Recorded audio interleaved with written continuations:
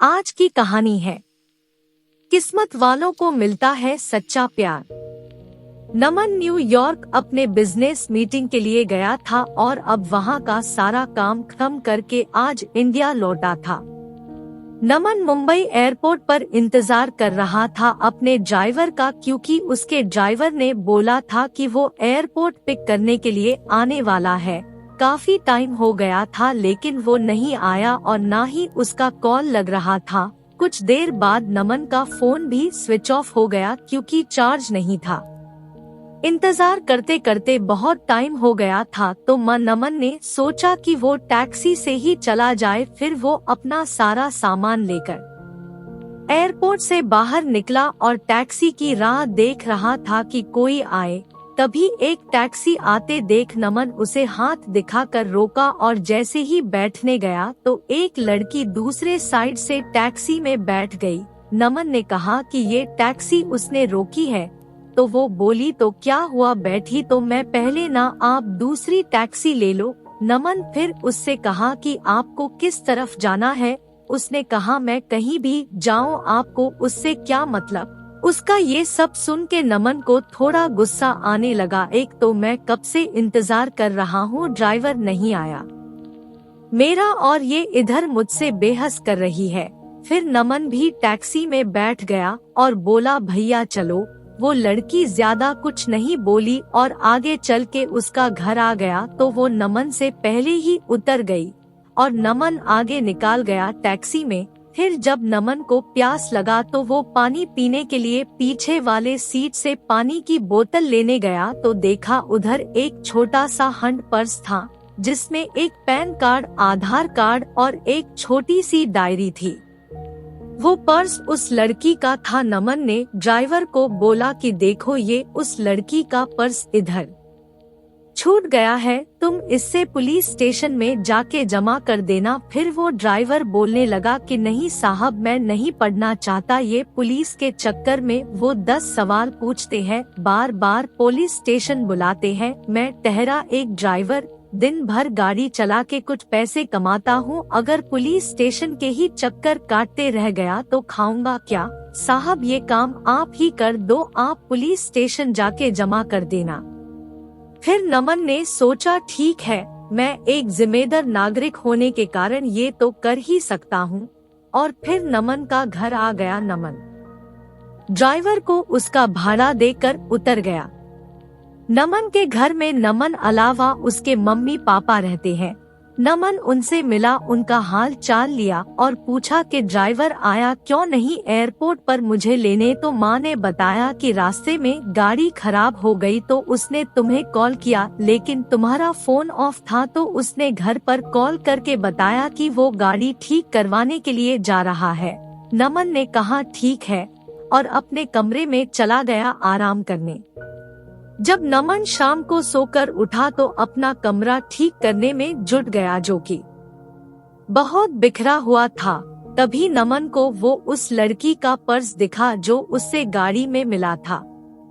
नमन ने उसे खोला तो उसमें डायरी था, उसे निकाल के देखा, उसमें कुछ फोन नंबर लिखे हुए थे। उसमें एक नाम था नीतू। नमन ने उस नंबर पर कॉल किया और उससे बोला कि मुझे एक पर्स मिला गाड़ी में जिसमें ये डायरी है, उसमें तुम्हारा नाम है और एक पैन कार्ड और आधार कार्ड भी है। उसने पूछा कि आधार कार्ड पर नाम क्या है। नमन आधार कार्ड पर देखा और बोला अनीशा। तो सामने से वो लड़की बोली हाँ ये मेरी दोस्त का पर्स है, वो मुझे बोली थी कि उसका पर्स कहीं खो गया है, मैं उसे बता देती हूँ और आपका नंबर भी दे देती हूँ, वो आपको कॉल कर लेगी। नमन ने कहा ठीक है। थोड़ी देर बाद एक नंबर से कॉल आता है। फोन उठाते ही सामने से एक लड़की बोलती है मेरा पर्स आपके पास है। नमन ने कहा आप कौन? तो वो बोली वही जिसका पर्स आपके पास है, जिसमें मेरा कुछ बहुत जरूरी सामान है। नमन ने कहा हाँ मेरे पास है, तुम उसे टैक्सी में भूल गई थी। वो बोली हाँ, कल आप मुझे डेली कैफ में मिलकर उसे लौटा सकते हैं। मैंने कहा हाँ। वो थैंक यू बोलकर कॉल रख दी। अगले दिन नमन कैफे गया उसका पर्स लौटाने के लिए। नमन सही टाइम पर पहुंचा था, लेकिन अनीशा लेट थी। नमन रुका था उसके लिए। कुछ देर बाद वो आई। आज वो बिल्कुल अलग ही लग रही थी कल से। उसके लंबे घने बाल थे जो खुले हुए थे। उसने सफेद और नीले रंग का सलवार कुर्ता पहना था। कानों में सुंदर से झुमके भी थे। नमन उसे बस देखता ही रह गया। वो धीरे धीरे नमन की तरफ चली जा रही थी। नमन का ध्यान ही नहीं था, वो बस उसे देखे जा रहा था। फिर वो बोली, हेलो, ध्यान कहाँ है आपका? मैं कुछ पूछ रही हूँ। तो नमन जल्दी से उठ गया और बोला, हाँ आओ, मैं तुम्हारा ही वेट कर रहा था। वो बोली, हाँ सॉरी, मुझे थोड़ा लेट हो गया। नमन बोला, कोई नहीं, ठीक है। फिर नमन ने कहा, कॉफी? वो बोली, सॉरी अभी नहीं, मैं थोड़ी जल्दी में हूँ। आप मेरा पर्स दे दो, मुझे जाना है। नमन ने कहा, हाँ दे दूंगा, थोड़ा बैठ के कुछ बात तो कर ही सकते हैं। वो बोली, जरूर, लेकिन आज नहीं, फिर कभी। मैंने कहा, ठीक है, लेकिन याद रखना अपनी बात, अगली बार साथ में बैठ के कॉफी पीना पड़ेगा। फिर मत कहना आज भी जल्दी में हूँ। वो बोली, हाँ ठीक है, अब मेरा पर्स दे दो। नमन ने उसका पर्स दे दिया और बोला, मैं तुम्हें कॉल कर सकता हूँ ना अगली बार मिलने के लिए? वो बोली, हाँ, और चली गई। नमन कुछ देर वहाँ रुका और फिर ऑफिस चला गया। नमन पूरी रात अनीशा के बारे में ही सोचता रहा। नमन उसे भूल ही नहीं पा रहा था। नमन को उसकी एक बात याद आ रही थी। अगले दिन नमन के कुछ दोस्त मिले और वो उसे बोलने लगे कि चल आज पार्टी करते हैं, बहुत दिन हो गए हैं, हम दोस्तों ने साथ में पार्टी नहीं किया है।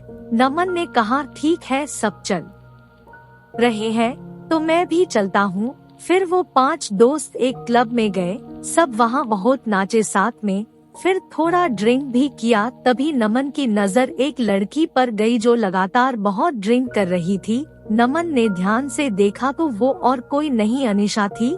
आज वो बहुत ही अलग लग रही थी। कहाँ उस दिन जब वो नमन से मिली थी तो सलवार कुर्ते में आई थी और आज वो शॉर्ट स्कर्ट और टॉप में है और ड्रिंक कर रही है। नमन तो बिल्कुल ही चौंक गया उसे देखकर।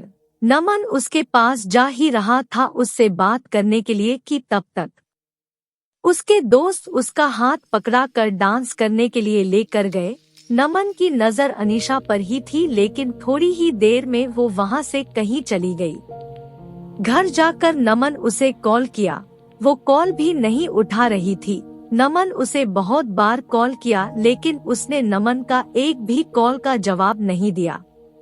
अगले दिन फिर नमन उसी टाइम पर क्लब गया ताकि अगर वो आज आई तो वो उधर ही उससे पूछ लेगा। नमन अंदर जाकर वेट कर रहा था, लेकिन वो नहीं आई आज। फिर नमन ने उसे कॉल किया। इस बार उसने कॉल उठाया। कॉल उठाते ही नमन उससे पूछा, कहाँ हो तुम? वो बोली, क्यों, क्या हुआ? मैंने उससे बोला कि कल मैंने तुम्हें क्लब में देखा था, तुम हद से ज्यादा ड्रिंक कर रही थी, क्या हुआ है? तुम्हें कोई किसी बात का टेंशन है क्या? वो बोली, नहीं, और कॉल कट कर दी। नमन फिर उसे कॉल लगाया तो उसने कॉल नहीं उठाया। इस बार नमन वहाँ से घर चला गया। घर आकर उसने अनीशा को मैसेज किया कि अगर तुम्हें कोई किसी बात का टेंशन है तो मुझे बता सकती हो। उसका कोई रिप्लाई नहीं आया। 2-3 दिन हो चुके थे, अभी तक अनीशा ने कुछ नहीं कहा था। नमन फिर अनीशा को कॉल किया। उसने कॉल उठाया। नमन ने बड़े आराम से बोला कि तुमने कुछ रिप्लाई नहीं दिया मेरे मैसेज का। वो चुप ही थी। नमन ने फिर बोला, ऐसे चुप नहीं रहो, कुछ बोलो, कुछ परेशानी हो तो बताओ, मैं तुम्हारी मदद कर सकता हूँ। फिर नमन ने कहा, अच्छा चलो कल उसी कैफे में मिलो, तुम्हारा काफी बाकी है एक मुझ पे। वो हाँ ठीक है बोलकर कॉल रख दी। नमन बड़ी बेचैनी से कल का इंतजार कर रहा था। अगले दिन वो सुबह सुबह उठा, अच्छे से तैयार होकर अनीशा से मिलने के लिए निकला। आज नमन खुद टाइम से पहले आकर इंतजार कर रहा था।